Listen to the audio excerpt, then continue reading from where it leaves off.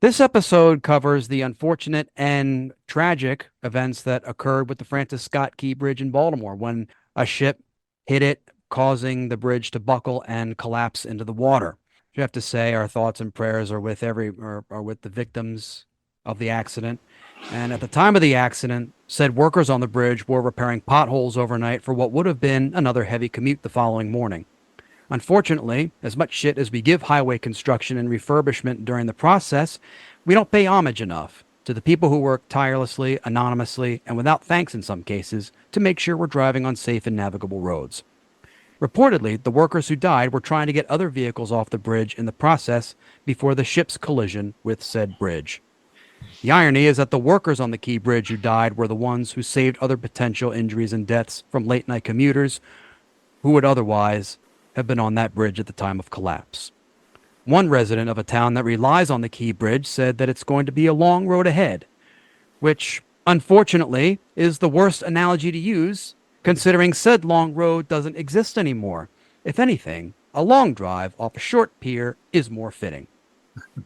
Joining us on this episode to go ahead and discuss the Key Bridge collapse and its implications, I can't think of anybody more suited for this discussion, someone more ideal to the Baltimore area than my good friend, ladies and gentlemen. Big round of applause. Show some love for the one, the only Jim Meyer. Wow.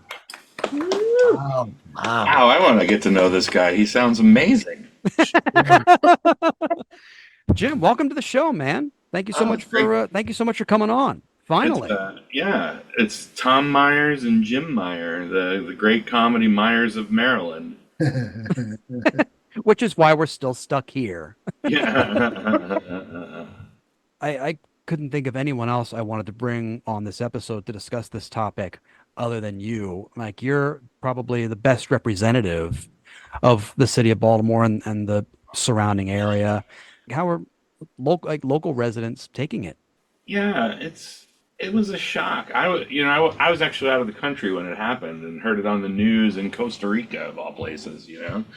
People asked me about it there, and I couldn't fathom. People were like, "What about the bridge collapse?" And I couldn't even fathom that it was the Key Bridge. I was like, "What are you talking about? What bridge in Baltimore that could collapse?" Like, Yeah. but Yeah.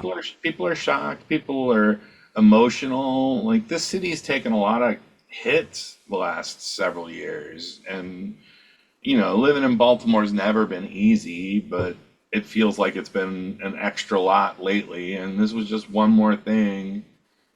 And there's the loss of life, which is tragic, and I mean that sincerely. There's I work in the trade center downtown, and every day I go out to 21 and look out at the progress of the cleanup, and it's just heartbreaking to see Baltimore Harbor, which once was like the central node of shipping in this country, at one point long ago, but still an incredibly important, just completely shut down with this hulking wreck and the skeleton of the bridge peeking out from the ocean, from the bay, and it's just it people are moving on. It's a bridge, it's but especially people who depended on it. And I grew up near it, and I remember when it opened. And my I wrote a story that started one of my first magazine story was actually started on the bridge.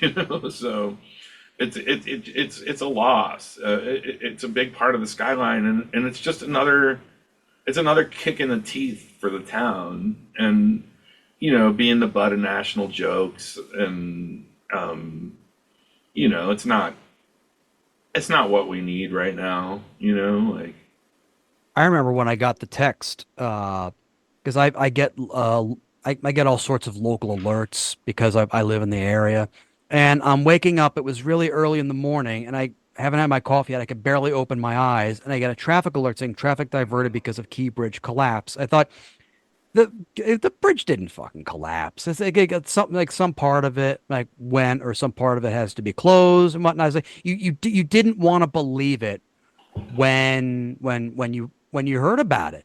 And then so I'm looking at this and I'm thinking to myself, yeah, the bridge didn't collapse. What are they? They're making a big deal out of nothing. And then when I saw the video that they put out and I saw, you saw everything go down in the water, and I thought it was just that oh shit moment.